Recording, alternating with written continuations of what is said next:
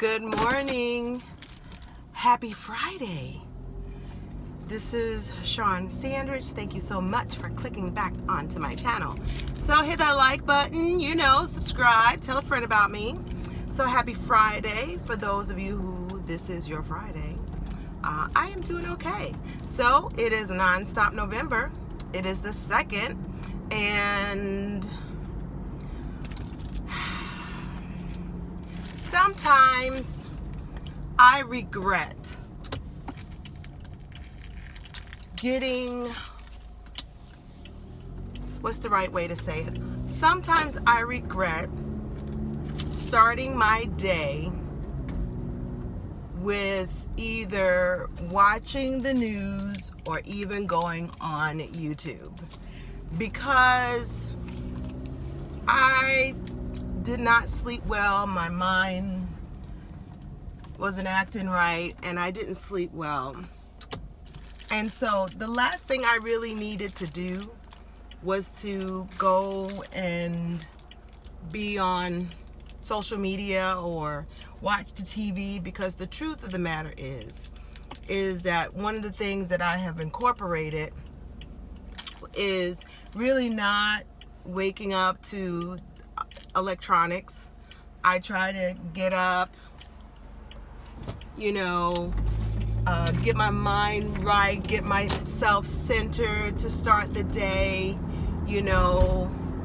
with either a devotional or sometimes, sorry about the glare, or, really just having some quiet time reading something that I feel like doing. And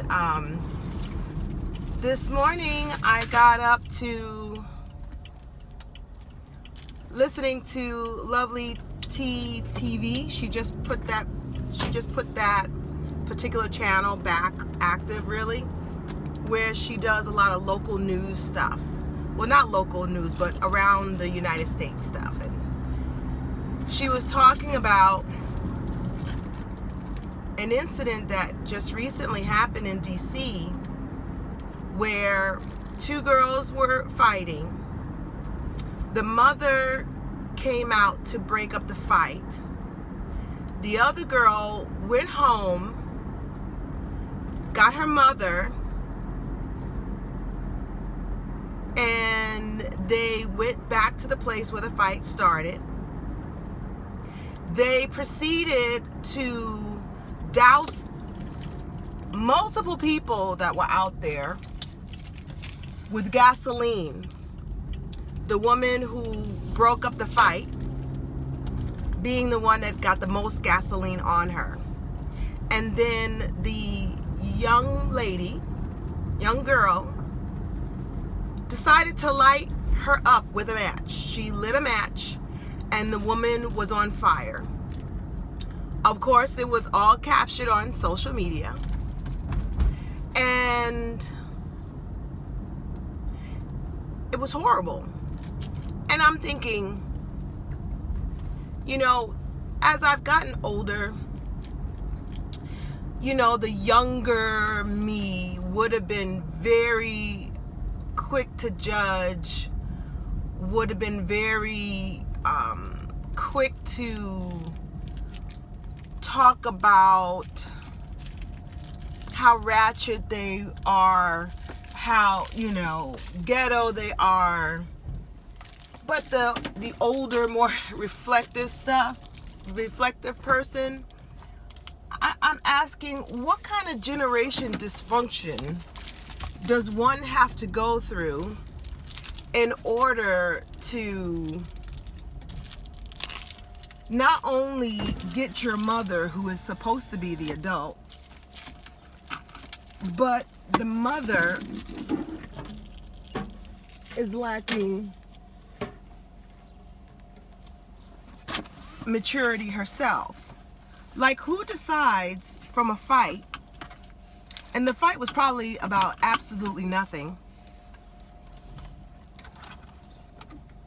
but who decides that a bunch of teenage girls fight, and the way to handle the conflict is not only through violence, but extreme violence, dousing people with gasoline and lighting them up, that is a deliberate act of violence. It's not like the heat of the moment, a crime of passion where you are caught up and you hurt somebody in the midst of emotions.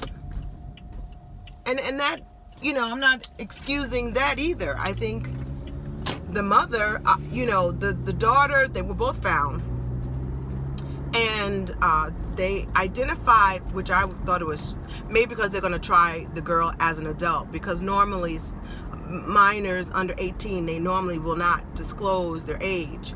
But I believe because of the real heinous, because the crime is so heinous that the only thing that I can imagine is they're going to try the young lady as an adult because she's 17. And they did not, in the article, I did not hear the age of the mother. But it makes me wonder, is the mother young? Like, the daughter 17, is it possible the girl, the young lady may only be 34? Like, maybe she had her at 16, 17, and they're so close in age that they just, neither one of them, like, she's stuck in her 17-year-old mind, even though she might be older, and the teenage girl is clearly without some kind of guidance. But I'm just wondering what sense of thought process has to come to somebody that this is the way we're going to resolve problems. And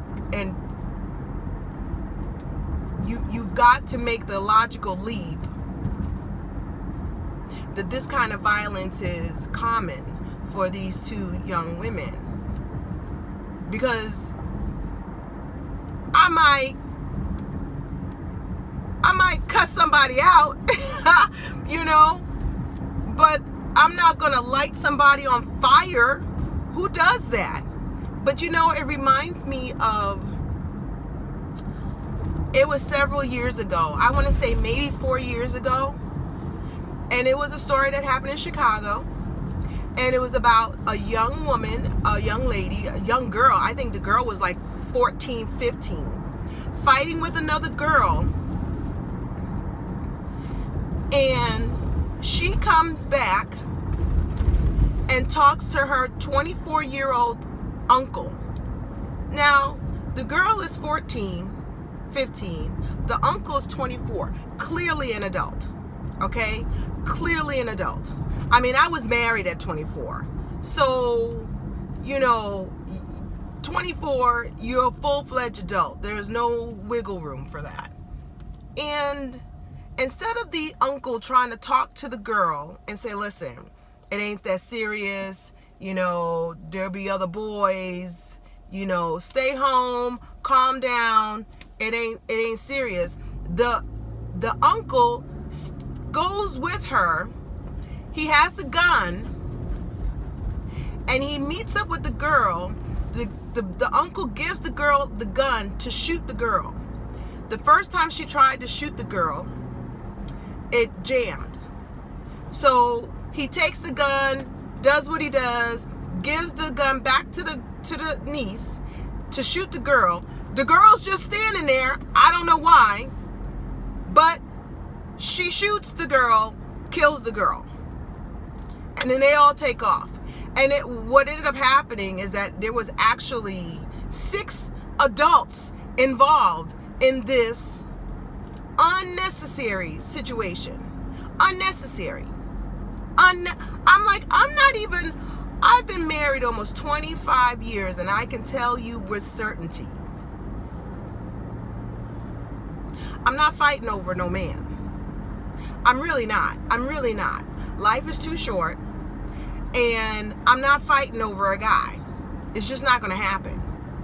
So I don't even understand the thought process of 2 teenage girls, and to have all these adults in her life, and none of them had the wherewithal, the logical thinking stay home, calm down, let it blow over. Like, that never came in. We're going to just settle the score.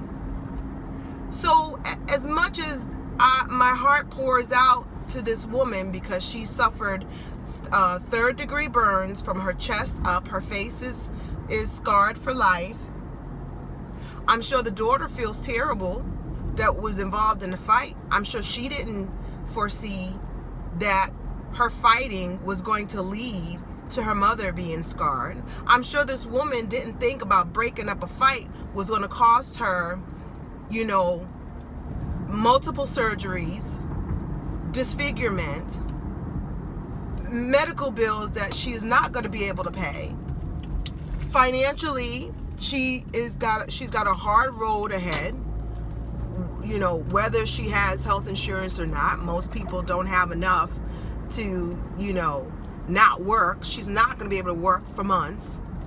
The physical therapy that's going to have to happen, because when you're a burn victim like that, you've got to, you know, go through the therapy. She's burned from her chest up, so I'm sure it's affected her arms. You gotta go and do all that physical therapy for you know, for rehab, because you can't have that scar tissue from the burned skin or the reconstructive skin, because I'm sure they're going to do some skin grafting. You know, you've got to go and get all that rehab. She's got a painful road ahead, but you know, she has her life, and I'm sure she is feeling blessed that you know, God didn't call her that day, but she's got a hard road ahead. So, you know, I say this all to say, I really wish I had not watched that video before getting my spirit together, because that story really rattled me, and it's not something that I really want to have going first thing. So I had to sit, you know, listen to some music to kind of purge that, and I don't know, it's disturbing. I don't understand.